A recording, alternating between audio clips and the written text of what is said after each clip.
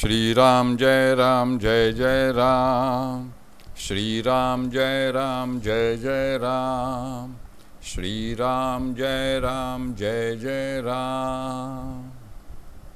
ओम नमः शिवाय, ओम नमः शिवाय, ओम नमः शिवाय। योग वासिष्ठ दिवस क्रमांक 330, उपशम प्रकरण, सर्ग 14। वशिष्ठ पुढे म्हणाले, आता जीव हा अधिष्ठाता आहे व तो चित्ताचा लगाम असल्यावाचून इंद्रियांचे नियमन करू शकणार नाही असे तू म्हणशील। यावर मी असे विचारतो की ज्याने सर्व जग मोहाने आंधळे केले आहे असा हा जीव म्हणजे आत्म्याव्यतिरिक्त दुसरा एखादा चेतन पदार्थ आहे असे मानावे लागेल, आणि आत्म्यावाचून दुसरा कोणताही चेतन पदार्थ नाही असे श्रुतींचे स्पष्ट प्रतिपादन आहे। बरे, जीव अचेतन आहे असे म्हणावे तर तो इंद्रियांप्रमाणे जड ठरेल, मग त्याच्याकडे इंद्रियांचे अधिष्ठातृत्व कसे येणार? म्हणजेच जीव आणि चित्त ही दोन्ही असत आहेत हे ध्यानात घे। रामा, स्वकल्पित मनाने ज्यांच्या परमार्थ दृष्टीला आंधळे केले आहे अशा लोकांची संसारातील दुःख परंपरा पाहून मला अतिशय दुःख होते। कितीही विचार केला तरी त्यांच्या दुःख निवारणाचा उपाय सुचेनासा होऊन बुद्धी भांबावल्यासारखी होते।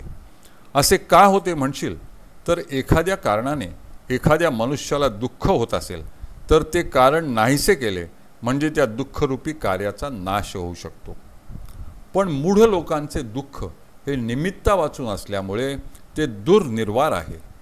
मग मूर्खांच्या दुःखाबद्दल खेद तरी का करावा? गर्दभांचा जन्म ओझी वाहण्यासाठीच झाला आहे, त्याचप्रमाणे मूर्खांचा जन्मही दुःख भोगण्यासाठीच झाला आहे। म्हणून त्यांच्याबद्दल खेद करीत बसण्यापेक्षा त्यांची उपेक्षा करण्याचं युक्त होय। पापीजन पाण्यावरील असंख्य बुडबुड्यांप्रमाणे प्रतिक्षणी उत्पन्न होत असून त्यांचा जन्म दुःख भोगणे व नाश पावणे यासाठीच होत असतो। रामा, जगात एखादाच मनुष्य दुःखी असता तर त्याच्याबद्दल खेद वाटणे साहजिक आहे, पण जेथे सर्वच दुःखी कष्टी आहेत तेथे खेद तरी कोणाबद्दल करायचा आणि कोणाबद्दल करायचा नाही। प्रत्येक देशातील पशुहिंसास्थाने पाहिली तर त्यात किती पशूंची नित्य हत्या होत असते याची गणती करणे देखील शक्य नाही। मग ह्या असंख्य हतभागी पशूंबद्दल शोक तरी किती करायचा? पृथ्वीवरील पशूंची गोष्ट बाजूला ठेवली तरी भूमीपासून उत्पन्न होणाऱ्या किडे, मुंग्या, माशा इत्यादी कोट्यावधी जीवांना वायू क्षणात नष्ट करीत असतो।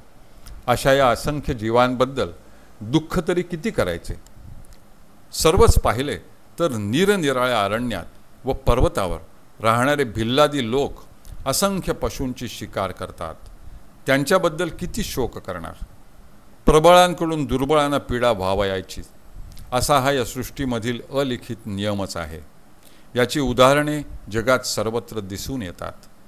जलामधील मोठे जलचर आपल्यापेक्षा लहान जलचरांना खाऊन टाकतात। अणुसारख्या सूक्ष्म जीवांना माशा खातात, त्या माशांना कोळी आपल्या जाळ्यात पकडतात। कोळ्याला वनमक्षिका भक्षण करतात, वनमक्षिकेला बेडूक खाऊन टाकतो। बेडकाचा समाचार सर्प घेतो, सर्पाला गरुड किंवा मुंगूस मारतो, मुंगूसाला मांजर पकडते, मांजराला कुत्रा धरतो, कुत्र्याला अस्वल मारते, अस्वलाला वाघ मारतो, वाघाला सिंह मारतो, सिंहाला शरभ नावाचा हिंस्र पशु मारतो। शरभ देखील आकाशात मेघगर्जना होताच उंच उड्या मारतो आणि उड्या मारता मारता दगडावर आपटून मरून जातो। मेघाला वायू उडवून लावतो, वायूला पर्वत कुंठित करतात। इंद्राचे वज्र पर्वतांचे चूर्ण करते। इंद्र विष्णूच्या अधीन असतो कारण त्यानेच इंद्राला त्रैलोक्यनाथ केले आहे। आता विष्णू तरी सुखी असेल असे म्हणावे तर तसेही दिसत नाही। तो देखील मत्स्य कुर्मादी अवतार धारण करतो आणि सर्व जीवांच्या शरीरात प्रवेश करून तोच सर्व संसार दुःखे भोगीत असतो। मोठमोठी धिप्पाड शरीरे तसेच विद्या आणि शस्त्रास्त्रे यांनी युक्त असलेल्या जीवांना उवा, ढेकूण, पिसवा इत्यादी प्राणी सतत त्रास देत असतात। सारांश म्हणजे हे प्राणीरूपी जंगल अधिभौतिक, अधिदैविक आणि आध्यात्मिक तापांनी विदीर्ण व विशीर्ण झालेले आहे। अशा प्रकारे सर्व भूतजात एकमेकांना भक्षण करतात किंवा उत्तरकाली भक्षण करण्याकरिता त्यांचे रक्षण करतात. हरि ओम तत्सत. हरि ओम तत्सत. हरि ओम तत्सत.